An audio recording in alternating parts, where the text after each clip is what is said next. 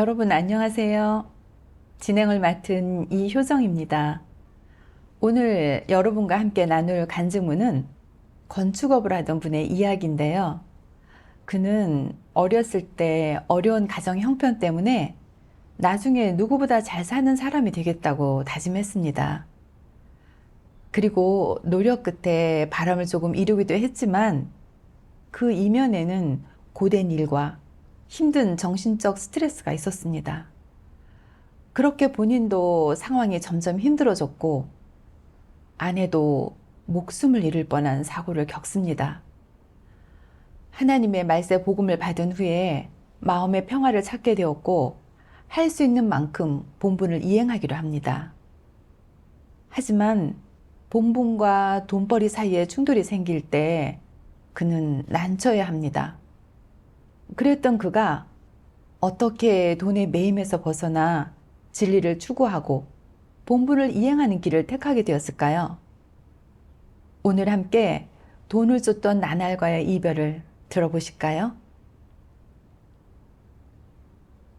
저는 어려운 가정에서 자랐어요. 부모님은 무던한 시골 분들로 농사로 가족의 생계를 유지하셨죠. 어렸을 때 마을에 돈 있는 사람들이 잘 먹고 잘 입고 주변 사람들한테 존경받고 옹호까지 받는 걸 보니까 너무 부러웠어요. 돈이면 다 된다는 생각에 한동안은 꿈속에서라도 돈을 많이 벌고 싶었죠. 그때 다짐했어요. 나중에 꼭 돈을 많이 벌어서 남들보다 잘 살겠다고요. 결혼 후에는 저의 꿈을 실현하기 위해서 혼자 도시로 나가 미장공으로 일했어요.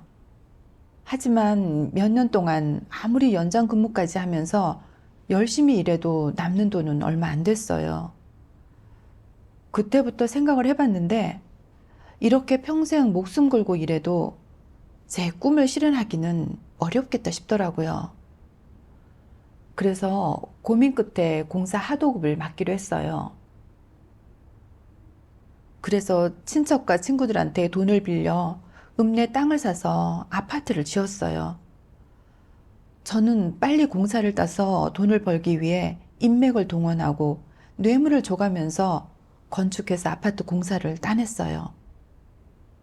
저는 더 큰 공사를 따내고 또 잘 해내기 위해서 매일 날도 밝기 전에 현장에 나가서 직원들한테 일을 시작하자고 재촉했어요. 그러니 전 아침을 거르는 건 일쑤였고 저녁엔 직원들이 퇴근한 후에 남아서 검사를 했어요. 품질이 떨어지는 작업에 대해서는 직원들한테 추가 근무를 시키면서 허물고 다시 짓게 했고요. 그렇게 저는 회사 책임자의 신임을 얻어 회사에 부속 공사를 따냈어요.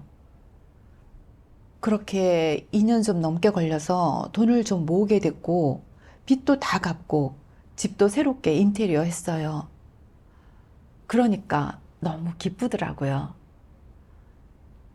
설날에 친척이나 친구들이 설 인사를 왔는데 어떤 사람들은 웃으면서 이런 말도 해줬어요. 사장님, 설 인사 왔습니다. 앞으로 사업이 더 승승장구하고 더 번창하길 기원합니다. 어떤 사람은 제 손을 잡고 우리 돈줄은 사장님밖에 없습니다. 라고 말하기도 했어요. 그때는 정말 엄청 추대받는 느낌이 들었고 역시나 돈이 있어야 하는구나. 돈이 있어야 사람들이 날 알아주고 남들보다 높은 위치에 설 수 있구나 라는 생각이 들었죠. 그러니까 왠지 흐뭇했어요. 저는 돈을 더 많이 벌기 위해서 공사를 더 많이 따냈고 밤낮 없이 일했어요. 하지만 오래되니까 밤이면 잠이 오지 않았어요. 자꾸 직원들이 비계에서 떨어져 사고 날까봐 걱정이 됐었죠. 괜히 사고 나면 배상금이 엄청나니까요. 매일 그렇게 스트레스를 받는 데다 자주 열감기에 걸려서 머리가 터질 것 같았어요. 170이 넘는 키였지만 살이 빠져서 50kg대에 머물렀고 말할 때 기운이 없었고 서 있어도 졸음이 왔어요. 정말 당분간 쉬고 싶은 마음이 강했어요. 하지만 공사를 따내지 않으면 돈을 벌지 못하고 사람들한테 대단하게 보여지지 못하잖아요. 그래서 다시 정신줄을 부여잡고 계속 일을 했죠. 갈수록 돈이 계속 쌓이니까 고생하는 것에 보람을 느꼈어요. 그렇게 더 열의에 차서 공사를 따내면서 일하던 시기에 아내가 3층 높이의 비계에서 벽면 처리를 하다가 발을 헛디뎌 추락했어요. 아내는 그 자리에서 기절을 했는데 병원에서 1시간 이상 응급치료를 해서야 겨우 깨어났어요. 회복하기까지는 한 달이 넘게 걸렸고요. 나중에 큰 누나가 알고 아내가 태어나는 날에 맞춰 보러 왔다가 하나님의 말세 사역을 전해줬어요. 그때 하나님의 이 말씀을 읽어줬는데 정말 마음에 와 닿았어요. 너는 갓난아기로 이 세상에 오는 순간부터 너의 직책을 이행하기 시작한다. 하나님의 계획과 예정으로 말미암아 내가 맡은 역할을 이행하고 너의 인생 여정을 시작하는 것이다. 너의 배경이나 앞으로의 여정이 어떻든 하늘의 지배와 안배에서 벗어날 수 있는 사람은 아무도 없고 자신의 운명을 주관할 수 있는 사람 또한 아무도 없다. 이 같은 일은 오직 한 분, 즉 만물을 주재하는 이만이 할 수 있기 때문이다. 하나님은 인류가 생겨난 후로 계속 이 일을 해왔으며 이 우주를 경영하고 만물의 변화 법칙과 운행 궤도를 다스려 왔다. 사람은 만물과 마찬가지로 자신도 모르는 사이에 조용히 하나님의 감미로움과 비와 이슬의 자양분을 공급받는다. 또한 만물과 마찬가지로 자신도 모르는 사이에 하나님의 지배 속에서 살아간다. 사람의 마음과 영은 하나님의 주관 속에 있으며 사람의 모든 삶 역시 하나님이 지켜보는 가운데 이루어진다. 내가 이 모든 것을 믿든 믿지 않든 상관없이 모든 존재는 생명이 있든 없든 전부 하나님의 생각에 따라 움직이고 변화하고 새로워지며 사라진다. 이것이 바로 하나님이 만물을 주재하는 방식이다. 이 말씀을 보면서 모든 사람의 운명은 하나님께 달렸다는 걸 알게 됐죠. 제 아내가 3층에서 추락하고도 살 수 있었던 건 명이 길어서 그런 게 아니라 하나님의 보호하심 때문이었어요. 생각해 보면 예전에 제 동료의 작업 현장에서 사고가 여러 번 났었는데 3층 비계에서 떨어져서 병원에 실려갔지만 살지 못한 사람도 있었고 2층이나 1층에서 추락하고도 죽은 사람이 있었어요. 그게 바로 자신의 운명을 주관할 수 있는 사람 또한 아무도 없다. 이 같은 일은 오직 한 분, 즉 만물을 주재하는 이만이 할 수 있기 때문이다. 라는 하나님의 이 말씀이 증명하는 거였어요. 그리고 큰 누나가 우리한테 복음을 전해준 것도 하나님의 주재와 안배였어요. 누나는 우리한테 하나님께서 사람과 세상을 창조하셨고 하나님은 사람을 구원하기 위해 3단계 사역을 하셨는데 지금까지 계속 사람을 이끌어 오셨다고 교제해 줬어요. 또 말세의 사역은 하나님이 사람을 구원하시는 마지막 단계 사역이자 사람이 구원받을 수 있는 천재 인류의 기회라고 했어요. 그래서 하나님 앞에 나아가 하나님을 믿고 경배해야 좋은 운명이 생긴다고 했어요. 저와 아내는 기쁘게 하나님의 말세 복음을 받아들였고 예배에도 적극 참석했죠. 또 예배 시간에 형제 자매들과 하나님의 말씀으로 교제를 나누면서 진리를 조금 알게 되니까 심적으로 너무 든든해졌고 답답했던 마음도 한결 편해졌어요. 그러다 리더는 제가 예배에 적극적으로 참석하니까 새신자 3명을 이끄는 팀장을 맡겨주려고 했어요. 근데 전 망설였죠. 낮에는 공사 현장을 관리해야 하고 저녁에는 작업 시간이랑 수당을 계산해야 하는데 새신자를 이끌 시간이 있을까 싶었거든요. 저는 그 본부를 이행하고 싶지 않았지만 한쪽으로는 가책이 들기도 했어요. 제가 막 하나님을 믿었을 때 공사장 일로 바쁘다 보니 형제자매들은 제가 낮에 예배 드릴 시간이 안 되는 걸 알고는 밤에 찾아와서 양육해 주면서 붙들어주고 하나님의 말씀으로 교제를 나누며 진리를 알게 해줬던 게 생각이 났어요. 근데 이제 교회에 새신자들이 많아져서 양육할 일손이 부족한 상황이니까 저도 제 역할을 해야 하는 게 맞더라고요. 그래서 기도했어요. 제가 올바른 선택을 할 수 있게 이끌어 주시고 깨우쳐 달라고요.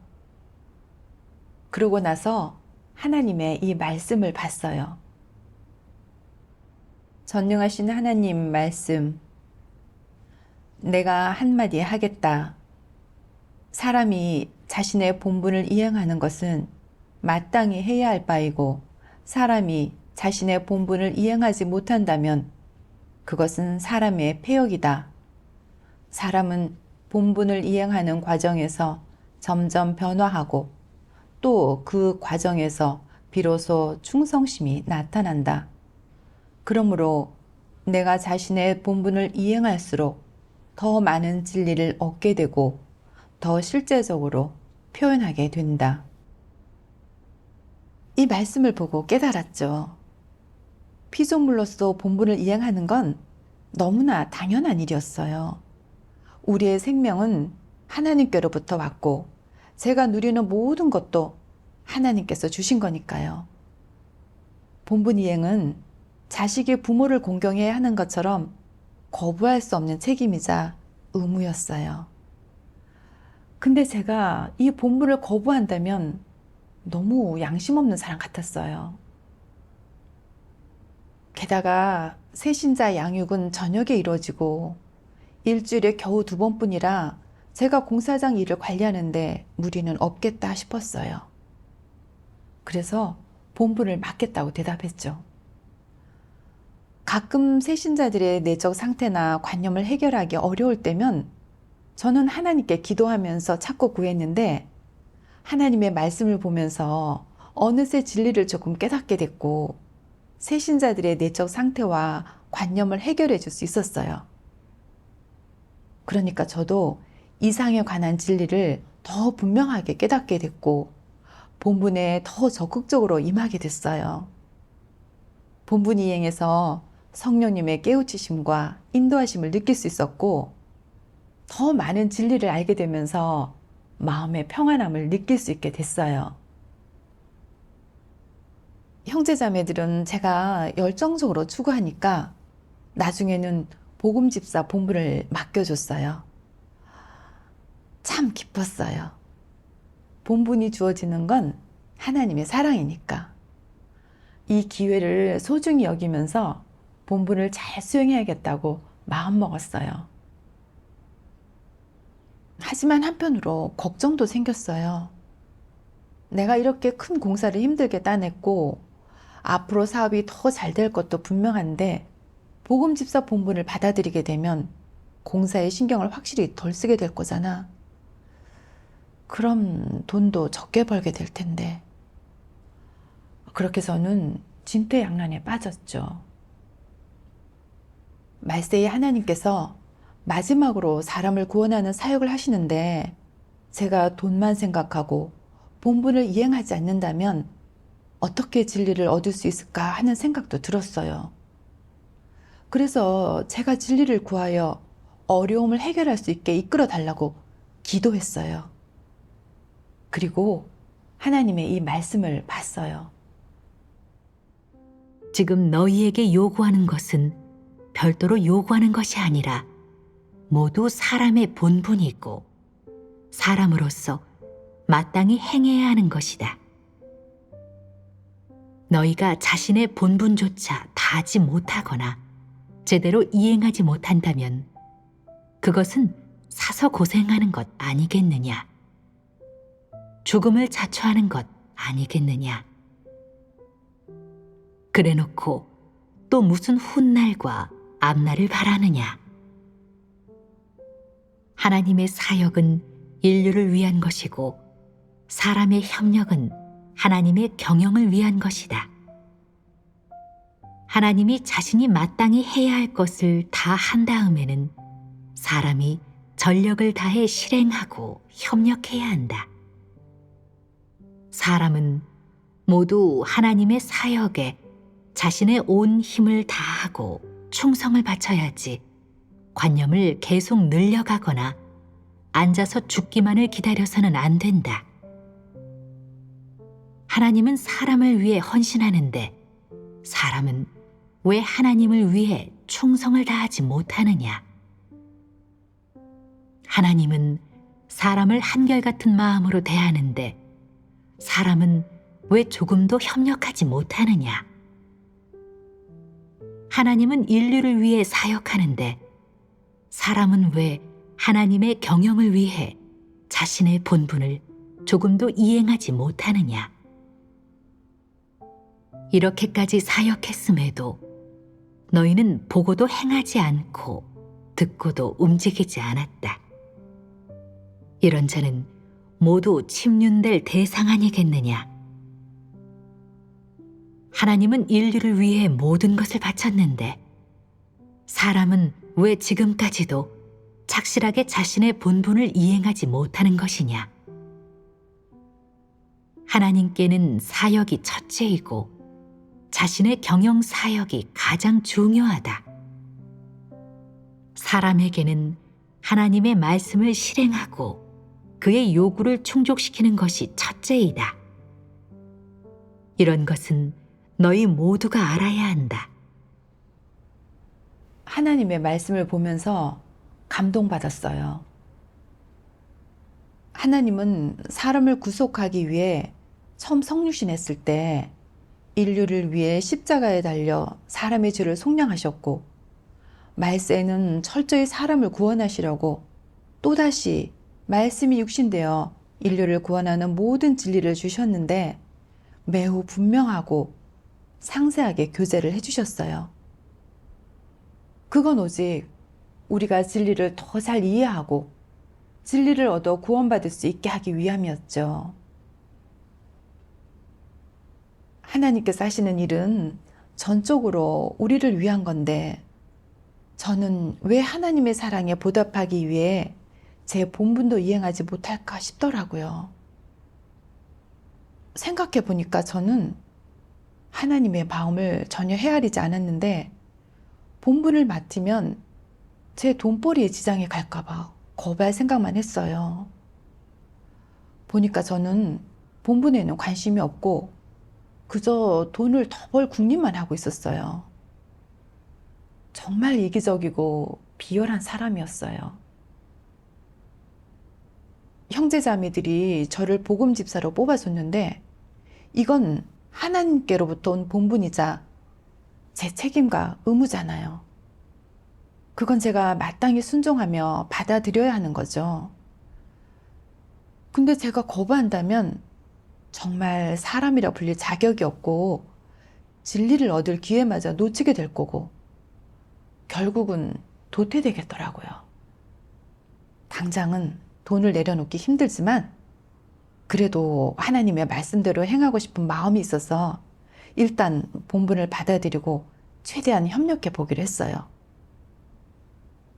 처음에는 시간을 내서 예배도 참석하고 형제자매들이랑 복음을 전하고 증거하는 훈련도 하곤 했지만 나중에 공사를 더 많이 따내게 되면서 본분을 이행할 시간이나 예배에 참석하는 시간을 많이 빼앗기게 됐어요. 어느 날 3층 건물 4동과 부속 공사를 맡아줄 수 있느냐는 문의가 들어왔는데 조금 망설이게 됐어요. 이 정도면 꽤나 큰 공사잖아? 아직 끝나지 않은 공사가 있어서 거기도 신경 써야 하는데 이것까지 받으면 예배드리고 본분을 이행할 시간은 더 줄게 되잖아. 라는 생각이 들었죠. 그래서 집주인한테 기간을 조금 미뤄달라고 요구했는데 집주인은 양보하지 않았어요. 그러니까 심리적 압박이 느껴졌어요. 기일에 맞춰 공사를 시작하지 않으면 이미 계약한 공사는 다 물 건너가게 될 거야. 그러면 돈을 못 버는 건 둘째고 위약금에 내 명성까지 바닥에 떨어지게 되겠지? 그럼 누가 나한테 공사를 맡기겠어? 공사를 못하면 어떻게 돈을 벌 수 있겠어? 이런 생각에 저는 집주인의 요구를 받아들였고 그러면서 공사장 일로 바삐 돌았어요. 가끔 현장에 일이 많아지면 아침에 일어나 말씀을 대충 훑어보고는 문을 나섰어요. 결국 영생활도 제대로 이루어지지 못했고 복음 사역을 제대로 체크할 시간도 없었어요. 한동안 복음 사역에 아무런 성과가 없으니까 죄책감이 느껴졌어요. 그래서 속으로 다짐했죠. 앞으로 공사가 아무리 바빠도 본분 이행과 예배 시간은 꼭 지키겠다고요. 어느 날 예배 시간에 맞춰서 예배소로 이동하는데 갑자기 전화가 온 거예요. 현장에 문제가 생겼는데 무조건 제가 처리해야 한다고 하더라고요. 그때도 망설이게 됐어요. 이번만큼은 복음 사역에 관해 교제하려고 했는데 예상치 못한 일이 생겼네. 이 시점에서 현장 일을 처리한다고 예배에 빠지면 이건 하나님을 기만하는 거잖아. 근데 내가 가지 않았다고 집주인이 날 고소하면 어떡하지? 그럼 내 명성이나 경제적인 면에 손실이 발생할 텐데 계속 이러면 앞으로 일감을 어떻게 다내겠어? 일단 공사 문제가 급선무야. 예배나 본분 이행은 시간을 따로 빼면 될 거야. 이런 생각에 다시 공사 현장으로 향했어요. 저녁에 집에 돌아온 후 낮에 있었던 일을 떠올리는데 마음에 가책이 느껴졌어요. 예배에 참석하기로 약속을 잡아놨는데 결국 돈을 내려놓지 못해서 본분 이행에 지장을 준 거잖아요. 한동안 공사로 바삐 보내느라 복음 전파를 추진하는 일이 지체됐으니까 결국 본분을 제대로 이행하지 못한 거였죠. 근데 또 제가 공사를 포기하고 돈을 안 벌면 남들보다 나은 부자 같은 생활을 못하게 된다는 생각도 들었어요. 내적으로 크게 갈등이 생겨 하나님께 나아가 기도했죠. 하나님, 지금 제 마음이 너무 복잡합니다. 하나님을 믿고 본분을 이행하는 건 당연한 일이란 걸 알지만 돈을 내려놓기 힘듭니다. 제가 바른 선택을 할 수 있게 이끌어 주십시오. 기도하고 나니까 조금 차분해졌고 찾고 구하는 과정에서 하나님의 이 말씀을 보게 됐어요. 전능하신 하나님 말씀. 지금 너희 각자 앞에 돈을 얼마 놓아두고서 너희가 어떤 선택을 해도 정죄하지 않는다고 한다면 너희 가운데 많은 자가 진리를 버리고 돈을 선택할 것이다. 그보다 좀 나은 자는 돈을 버리고 마지못해 진리를 선택할 것이고, 그 두 부류 중간에 있는 자는 한 손으로는 돈을 쥐고 다른 한 손으로는 진리를 붙들 것이다. 그렇다면 너희의 참모습이 어떠할지 말할 필요도 없지 않겠느냐. 자신이 충성스럽게 대하는 모든 것과 진리 사이에서 너희는 모두 이런 선택을 할 것이고 너희 태도 또한 이럴 것이다. 그렇지 않으냐? 너희 가운데 많은 자가 옳고 그름 사이에서 망설이지 않았느냐? 가정과 하나님, 자녀와 하나님, 화목과 파탄, 부와 빈곤, 지위와 평범함, 지지받는 것과 버림받는 것과 같은 모든 정과 반, 흙과 백의 싸움에서 너희가 무엇을 선택하였는지 너희 스스로 모를 리 없지 않느냐. 오랜 세월 심혈을 기울여 얻은 결과가 나를 포기하고 속수무책으로 구는 너희 모습이었던 것이다. 그럼에도 나의 모든 날들을 이미 너희 앞에 펼쳐 보였기 때문에 너희에 대한 기대는 오히려 날로 커지고 있다. 하지만 너희는 지금도 어둡고 사악한 것을 추구하며 놓으려 하지 않는다. 그렇다면 너희의 최후가 어떻게 될지 진지하게 생각해 본 적이 있느냐? 다시 한번 선택의 기회를 준다면 너희는 어떤 태도를 보이겠느냐? 하나님께서 폭로하신 말씀은 딱 제 상태였어요. 제가 바로 한 손으로는 돈을 쥐고 다른 한 손으로는 진리를 붙드는 사람이더라고요.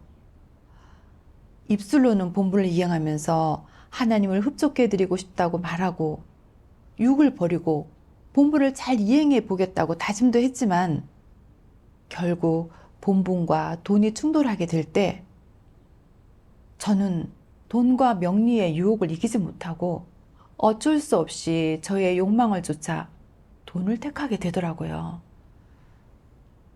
큰 공사를 맡으면 그만큼 거기에 더 시간을 쏟고 신경 써야 하니까 본분을 이행할 시간이 부족하게 된다는 걸 알고 있었죠. 근데 돈을 더 벌고 사람들한테 대단하게 보이려고 저는 옳지 않은 선택인 줄 알면서도 여전히 밀고 나갔어요. 저의 마음이 다 돈벌이에 있다 보니까 한 달이 넘도록 복음 사역을 체크하지 않은 탓에 결국 복음 사역은 계속 정체 상태에 놓여 있었죠. 이런 식으로 하나님이 주신 본분을 대하다니 정말 하나님께 면목이 없었어요. 그래서 생각해 봤어요. 나는 본분을 이행해야 진리를 얻을 수 있다는 걸 아는데 왜 돈을 내려놓지 못하는 걸까? 그 후에 찾고 구하는 과정에서 하나님의 이 말씀을 봤어요. 전능하신 하나님 말씀. 사탄은 공격적인 방식 대신 부드럽고 사람의 사고방식에 맞고 온건한 방식을 써서 사람이 부지불식간에 사탄의 생존 방식과 생존 법칙을 받아들이게 하고 인생의 목표와 방향을 세우게 한다. 또한 자기도 모르는 사이 인생의 꿈을 가지게 한다. 하지만 인생의 꿈이란 아무리 그럴듯하게 포장해도 결국에는 명예와 이익으로 귀결된다. 어떤 위인이나 유명인이든 모든 사람이 평생 동안 좇는 것은 명예와 이익 두 가지뿐이다.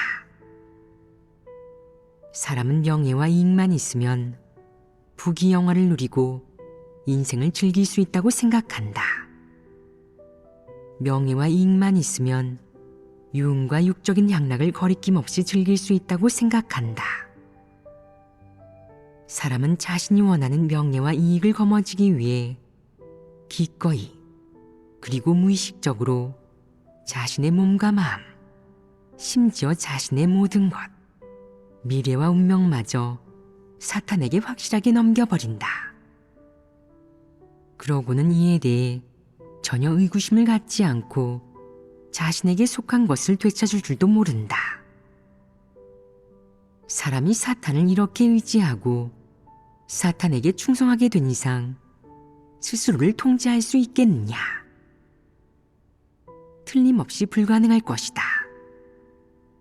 사탄에게 완전히 지배당하고 그 늪에 빠져 헤어나올 수 없게 된다. 사람이 명예와 이익에 사로잡히면 광명도 정의도 아름다움과 선함도 더 이상 구하지 않게 된다. 사람에게 명예와 이익의 유혹이 너무나 강할 뿐만 아니라 이것들은 사람이 평생 동안 심지어 영원히조차도 끝이 없는 것들이기 때문이다. 실제로 그렇지 않으냐? 사탄은 명예와 이익을 가지고 사람의 생각을 지배한다. 사람이 명예와 이익에만 사로잡혀 이를 위해 분투하고 고생하고 치욕을 참고 명예와 이익을 위해 자신의 모든 것을 희생하고 이를 기준으로 모든 것을 판단하고 결정하게 만든다. 이렇게 사탄은 사람에게 보이지 않는 족쇄를 채워놓았다. 족쇄가 채워진 사람은 족쇄에서 벗어날 능력이나 용기가 없다. 사람은 자신도 모르는 사이에 족쇄를 차고 힘겹게 한 걸음씩 나아간다. 하나님의 말씀을 묵상하면서 깨달았어요. 사탄이 사람을 돈과 명리를 쫓는 길로 끌고 가는 건 사람을 폐기시키고 통제하고 하나님에게서 점점 멀어지게 만들어 사탄의 올무에서 벗어나지 못하게 하라는 거였어요. 저는 매일 밤낮 없이 일하면서 돈을 벌었는데 그 근원은 어려서부터 받은 사탄의 독소 때문이었어요. 돈이면 귀신도 부린다. 돈이 전부는 아니지만 돈이 없이는 못 산다 등 이런 독소의 영향으로 저는 돈만 있으면 되고 돈이 있어야 사람들이 절 대단하게 여겨주고 돈이 있어야 남들보다 높은 위치에 설 수 있다고 생각했거든요. 게다가 제가 큰 공사를 따내어 친척이나 친구들이 엄지를 치켜 세울 때 저는 역시 돈이 있어야 인정을 받는다고 확신하게 됐죠. 저는 그렇게 돈을 일생의 추구 목표로 삼았고 매일 돈을 위해서 목숨 걸고 일했고 또 괜히 인부들한테 사고가 생기면 제가 책임져야 한다는 걱정에 계속 가슴 졸이며 두려움을 안고 살았어요. 겉보기엔 제가 돈도 벌었고 명리를 얻었고 폼나게 사는 것 같았지만 심적 스트레스는 심했어요. 몸이 힘든 것도 문제지만 아내는 목숨까지 잃을 뻔했죠. 그런데도 저는 돈과 명리에 대한 추구를 내려놓지 못했어요. 하나님 집에 온 뒤에는 하나님을 믿으면 당연히 진리를 추구해야 한다는 걸 알면서도 사탄의 관계를 알지 못해서 저도 모르게 계속 명리를 위해서 분발했어요. 저는 교회의 복음 집사니까 복음 사역을 잘 해내는 게 제 본분이잖아요. 근데 돈을 더 벌겠다고 한 달 동안 복음 사역 진도를 확인하지도 않았고 본분을 한켠에 내버려뒀어요. 저의 행위는 하나님을 기만하고 배반하는 성격을 띠고 있었어요. 저는 매일 공사만 생각하느라 영생활과 예배는 신경 쓰지도 못했어요. 결국 마음은 하나님에게서 더 멀어졌고 생명도 크게 손해를 입었어요. 계속 이대로 살다가는 본분을 이행할 기회와 구원받을 기회를 잃겠더라고요. 그제야 돈과 명리를 쫓는 것은 좋은 길이 아니란 게 보였어요. 그건 사탄이 사람을 폐기시키고 해치는 수단이었고 사람을 올가매는 도구였어요. 결국은 사탄의 우롱과 해악의 대상으로 전락할 수밖에 없는 거죠. 그 후에 하나님의 이 말씀을 봤어요. 전능하신 하나님 말씀, 너희가 원하는 것은 진리와 생명, 사람됨의 원칙이 아니고 내가 심혈을 기울인 사역은 더더욱 아니며 너희의 육체가 가지고 있는 모든 것, 재물, 지위, 가정, 혼인 등등이다. 너희는 내가 하는 말과 사역에 대해서는 아예 거들떠 보지도 않는다. 그러므로 나는 두 글자로 너희의 믿음을 객괄하겠다. 그것은 바로 건성이다. 너희는 자신이 절대적으로 충성하는 일이라면 모든 것을 아끼지 않고 달성하지만 하나님을 믿는 일에 대해서는 모든 것을 아끼지 않는 것이 아니라 상대적으로 충성하고 상대적으로 진지하게 대한다는 것을 나는 발견했다. 그래서 나는 지극한 마음이 없는 사람은 모두 하나님을 믿는데 실패한 사람이라고 말한다. 곰곰이 생각해 보아라. 너희 가운데 실패한 사람이 많지 않으냐. 하나님의 이 말씀을 보면서 알게 됐어요. 하나님을 믿으면 진리를 추구하고 자신의 본분을 제대로 이행해야 하는 게 당연한 거였죠. 본분을 이행함으로 진리를 깨닫고 조금씩 폐괴 성품을 벗어버려야 하나님께 구원받을 수 있는 거죠. 예수님의 이 말씀이 생각났어요. 너희 중에 누구든지 자기의 모든 소유를 버리지 아니하면 능히 내 제자가 되지 못하리라. 은혜 시대의 베드로는 돈과 명리를 쫓지 않고 예수님께서 부르실 때 그물을 버리고 주님을 따랐잖아요. 베드로는 오직 피조물의 본분을 이행하고 하나님의 말씀 안에서 자신을 인식하고 폐괴성품을 벗어버리고자 추구했죠. 결국 하나님을 위해 아름답고 힘있게 증거를 하고 하나님에 의해 온전케 됨으로 의미 있는 인생을 살게 됐죠. 베드로의 체험을 보면서 진리를 추구하고 본분을 이행하는 게 우리한테는 정말 큰 의미가 있다는 걸 알게 됐어요. 이제 대재난도 시작됐잖아요. 근데도 여전히 돈을 놓지 못하고 명리를 쫓아가면서 진리를 추구하지 않고 자기 본분도 이행하지 않으면 결국은 때를 놓칠 수밖에 없고 결국에는 대재난 속에서 슬피 울며 이 일을 갈게 되는 거죠. 그래서 돈만 보고 본분을 외면할 게 아니라 베드로를 본받아 진리를 추구하기로 다짐했어요. 저는 정상적으로 예배에 참석하고 본분을 이행하기 위해 건축 도구를 전부 남한테 다 팔아넘기고 그저 생계를 유지할 정도의 일용직만 하는 게 어떻겠냐고 아내랑 의논을 했어요. 그때 아내는 반대했어요. 그래서 제가 그동안 깨달은 것과 제가 생각한 걸 놓고 아내랑 교제를 나눴어요. 그러니까 아내가 더는 반대하지 않았어요. 나중에 저는 건축 도구를 다 팔고 본분 이행에 매진했어요. 본분을 이행하는 과정에서 저는 형제자매들과 협력하며 본분을 이행할 때 성령님이 인도하시는 걸 피부로 느끼게 됐고 마음은 어느 때보다 자유로움을 느끼게 됐어요. 폐괴 성품을 드러낼 때면 저는 진리를 구하면서 제가 그 일을 했을 때의 마음가짐을 성찰하고 그 성격과 이어지는 결과를 성찰했어요. 그리고 저 자신을 버리고 진리 원칙에 따라 실행할 때면 마음이 너무 기쁘고 너무 편했어요. 이렇게 겪으면서 저는 진리를 추구하고 본분을 이행하는 의미를 조금 실제적으로 느끼게 됐어요. 한동안 지나서 현장에 일용직으로 나갔더니 사장이 그러더라고요. 제가 공사 관리를 할 수 있는 걸 알고 있다면서 여기 공사할 게 많이 있고 돈도 쏠쏠하게 벌리는데 같이 일하면서 수익을 반반으로 나누면 한 사람이 몇십만 위안을 버는 건 일도 아니라고요. 사장이 그런 말을 들으니까 마음이 흔들리는 거예요. 속으로 고민됐어요. 이건 정말 좋은 기회야. 몇 년만 바짝 벌면 수백만 위안은 벌 수 있겠어.